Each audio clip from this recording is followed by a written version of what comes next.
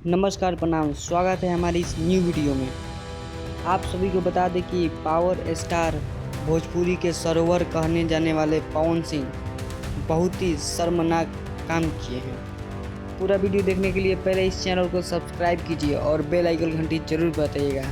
पवन सिंह को शर्मनाक इसलिए कहा जा रहा है कि पवन सिंह कैश गोल्ड गुटखा का प्रचार किए हैं। हाँ जी दोस्तों, आप स्क्रीन पे देख रहे होंगे कि बॉलीवुड के 2 स्टार और उसके साथ पवन सिंह जी भी हैं और वो हारमोनियम लेके गुटखा का प्रचार कर रहे हैं। भोजपुरी के पावर स्टार कहे जाने वाले, बहुत ही ज़्यादा पैसा कमाने वाले, बहुत ही ज़्यादा रुतबा दिखाने वाले, बहुत ही ज़्यादा मूवी करने वाले, बहुत ही ज़्यादा गाना करने वाले, इतने शर्मनाक काम करने के बाद भी अपने आप को गर्व महसूस कर रहे हैं।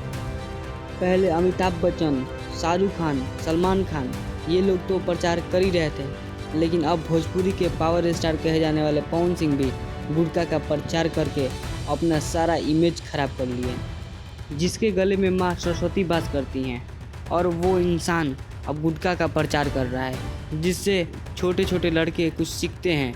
वो अब गुटखा का प्रचार कर रहा है, जिससे बड़े बड़े लोग देख के आज बड़े हुए हैं, वो अब गुटखा का प्रचार कर रहा है।